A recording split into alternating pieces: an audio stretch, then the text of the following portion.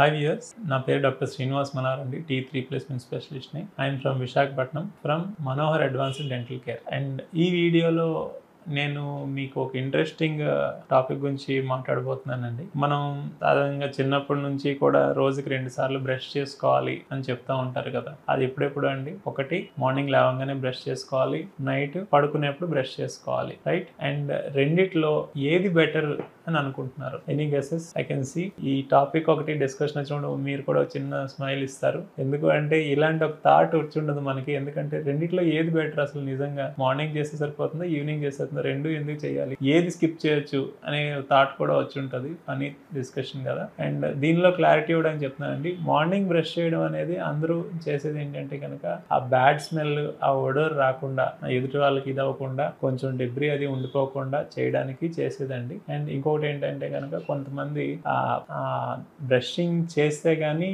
ఇంకా ఏమీ తినలేరు కూడా, ఆ ఫ్రెష్నెస్ ఫీల్ అవ్వలేరు. సో ఆ ఎక్కి మౌత్తో అసలు మార్నింగ్ తినడానికి చాలామంది ఇబ్బంది పడుతూ ఉంటారు. ఆ ఆస్పెక్ట్లో కొంచెం డెబ్రీ అంతా రిమూవ్ అయ్యి కొంచెం ఫ్రెష్గా ఫీల్ అవ్వడానికి మార్నింగ్ చేస్తారు, నిజమే, అది కరెక్టే.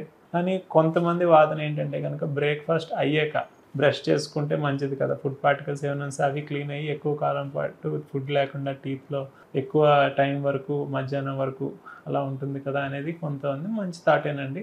అది ఎలా కన్సిడర్ చేస్తారనేది పాయింట్ మీదైతే మార్నింగ్ బ్రషింగ్ అనేది ఇంపార్టెంట్. బట్ కరెక్ట్గా మాట్లాడుకోవాలంటే నైట్ బ్రషింగ్ అనేది చాలా చాలా ఇంపార్టెంట్ అండి.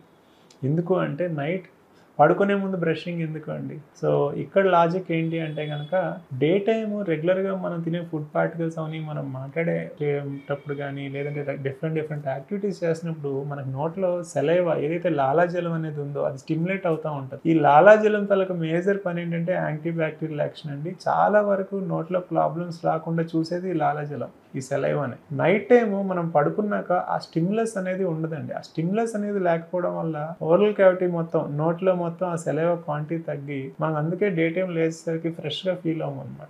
ఎందుకు అంటే ఆ సెలైవా తాలూకా రోల్ తగ్గిపోతుంది. ఆ టైంలో బ్యాక్టీరియా ఓవర్ గ్రోత్ అయ్యి రియాక్ట్ అయ్యే ఛాన్స్ ఉంది. కాబట్టి ఖచ్చితంగా నైట్ టైము బ్రష్ చేసుకొని పడుకోవాలి. నైట్ టైం తినేసి బ్రష్ చేసుకోకుండా డైరెక్ట్గా పడుకుంటే కనుక ఆ టైంలో ఈ సెలైవా లాలాజలం క్వాంటిటీ తక్కువగా ఉంటుంది నోట్లోని. ఖచ్చితంగా మీకు ఈ ఉన్న ఫుడ్ పార్టికల్స్ మీద బ్యాక్టీరియా యాక్ట్ చేసి ఎక్కువ డ్యామేజ్ క్రియేట్ చేసే అవకాశం ఉంది. కాబట్టి ఖచ్చితంగా నైట్ టైం తిన్న తర్వాత పడుకునే ముందు బ్రష్ చేసి పడుకోవాలి. Very clear. ఏదైనా రెండిట్లో స్కిప్ చేయదలుచుకుంటే డే టైం స్కిప్ చేయండి, కానీ నైట్ టైం పొరపాటును కూడా స్కిప్ చేయకండి. అది మీ డెంటల్ హెల్త్కి, ఓరల్ హెల్త్కి చాలా చాలా important.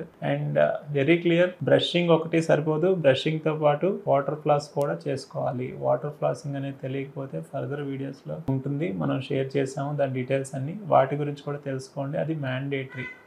If you want to genuinely help someone, ఎవరికైనా హెల్ప్ చేయాలి అనుకుంటే వాటర్ ఫ్లాస్ సజెస్ట్ చేయండి. బ్రషింగ్ ఒకటే సరిపోదు ఇప్పుడున్న మన ఫుడ్ హ్యాబిట్స్కి. Thank you. Hope this video is very useful for you.